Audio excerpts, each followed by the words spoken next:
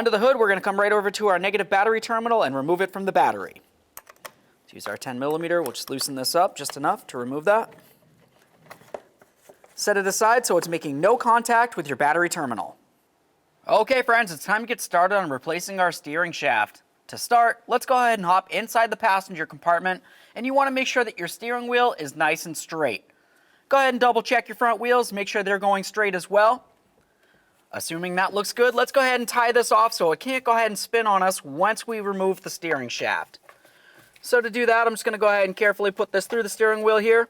Now commonly people will put this down to their seat right here, but we're going to be working in this area, so I want to try to have as much room as possible. I'm just going to go ahead and put it around this shaft right here, around the shifter, that way there it can't move, and now we can continue underneath the hood. Now at this point we can go ahead and take a look at that steering shaft. It comes right out of the firewall onto the power steering rack. This is fairly easily accessible right through this top area there. I'm just going to go ahead and get this out of the way, that way there we can show you a little bit easier with the camera.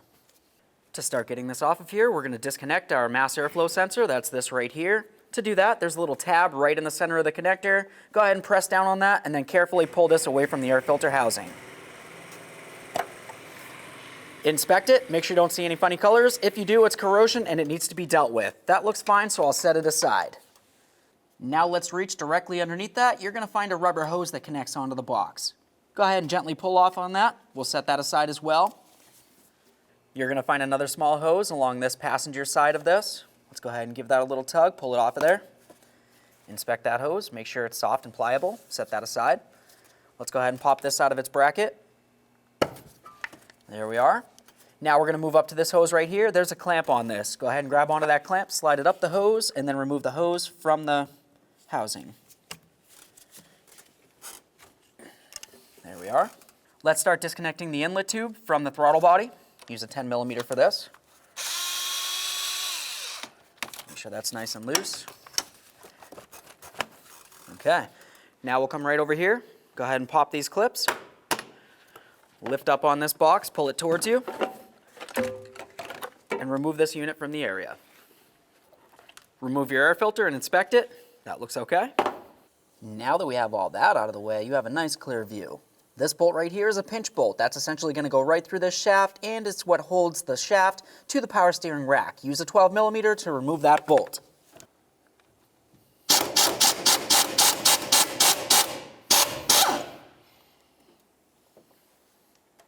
After the bolt's out, let's go ahead and use a bar. We're just going to get right inside this area here where we can spread it along the edge. Let's just go ahead and spread that open a little bit. Once it's spread open, go ahead and put a little bit of penetrant in the area. Once you have that separated, we're going to continue on with our hammer, and I'm just going to try to give this a couple loving bonks. Essentially, we want to drive this right up and off of the power steering rack shaft. Now from inside the passenger compartment, underneath the driver's side dash here, we're going to find our steering shaft. Go ahead and follow that right up, and you're going to remove the upper bolt. Let's use our 12mm on that.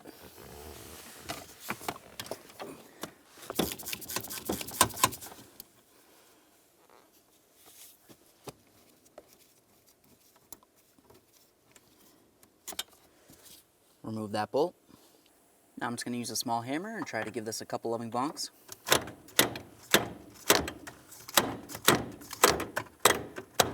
Now at this point we have the steering shaft loose on the power steering rack down at the bottom side here in the engine compartment. We also have it loose up at the upper shaft that comes down from the steering wheel. But what I happen to notice on our application is that the steering shaft won't compress and squish down like this, so I can get it off of either of the shafts. If you don't have this problem, all you really have to do at this point would be to skip ahead, and then you can just go ahead and take this right down off of that top shaft there, lay it down, and then you can knock this off of the power steering rack. At that point, you just pull it out and through the passenger compartment, which I'll show you in a couple more steps here. But for our application, like I said, it won't compress, so we're going to do a couple extra steps, and I'll show you what to do now. The next thing that we're going to do is get underneath the vehicle, and we're going to put a jack right underneath the subframe. Generally in the center is the best place to do this. After that, we'll go ahead and come out to each of the sides, right along this area here. We're going to remove this 10mm headed bolt. After we pull that down, we're going to find another bolt under here. We'll remove that as well, and then we can move along to these right here.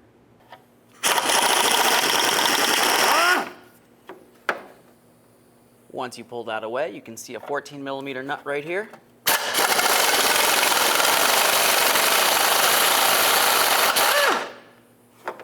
$14mm bolt.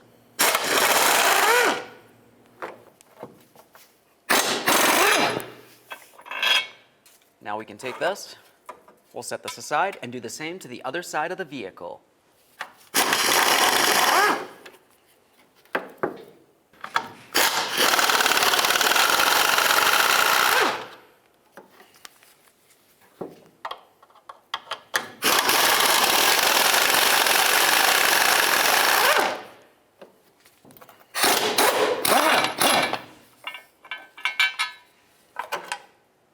Now we're just going to slowly lower this down a little bit.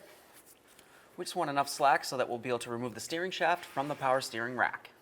Now I'm just going to use a pry bar and try to bonk this up and off of the power steering rack.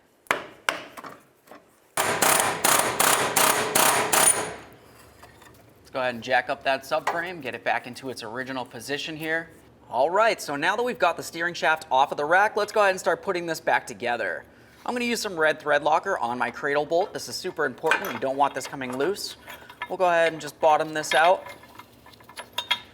And over here, we'll line this up. Put our nut and bolt in there as well.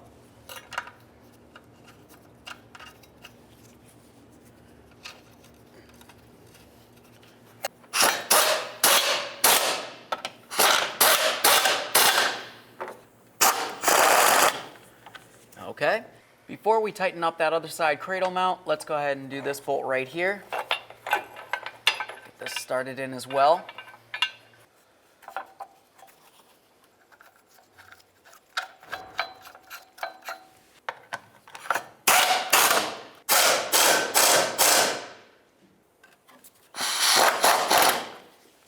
Now we can bottom out both of these bolts and we'll torque them to 135 foot-pounds.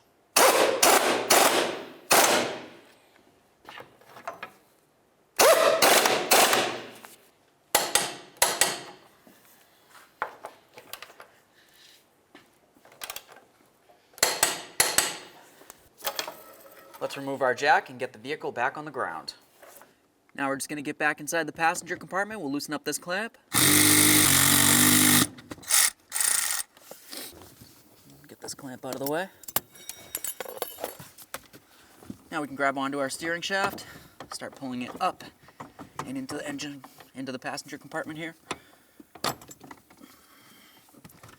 There's half of it right there. Let's go ahead and get the rest of it off of the upper steering shaft. There's that. Let's grab our new shaft. Okay, now it's time to install our brand new steering shaft for this. Now for this steering shaft, you're going to want to have it facing in this position right here. You can see this right along here. That's a seal. We're going to go ahead and bring this right down and through the firewall. Once we do that, we'll go ahead and put the top part on here and then we'll get back out into the engine compartment.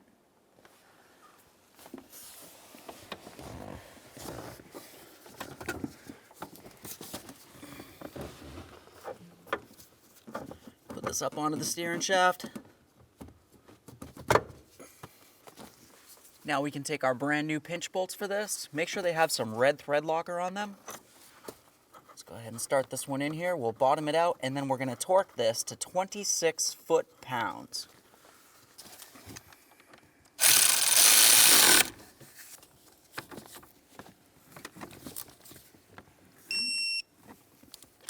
That's torqued.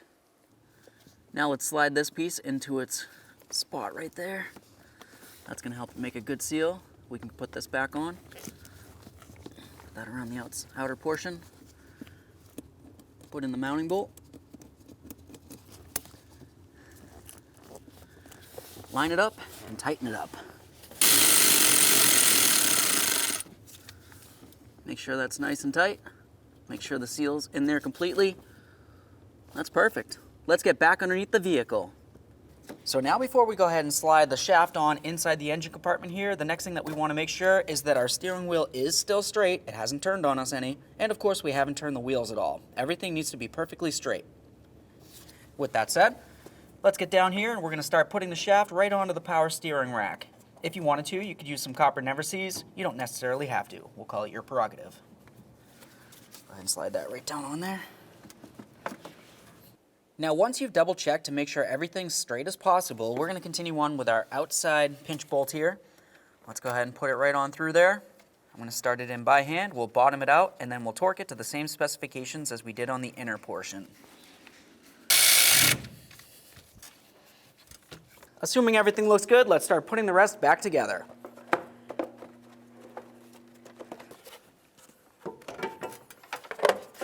Slide this in. I'm going to put it in right onto the throttle body there. Slide it in as far as it can go. Now we'll start latching in this. Down along this inner portion here, you're going to find some little hooky-doos. You need to just go ahead and put them right in there. Tilt that, slide it in.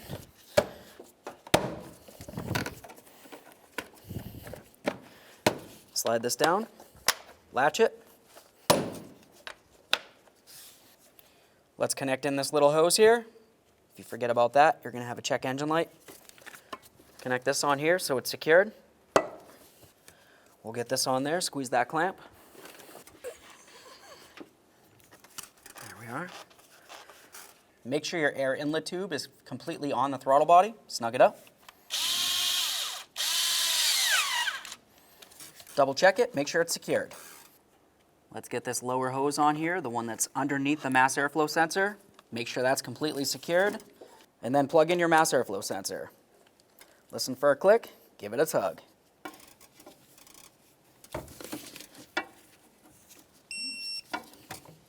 Now let's go ahead and connect our negative battery terminal and snug it up.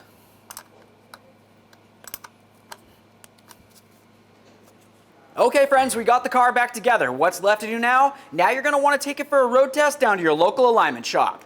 Thanks.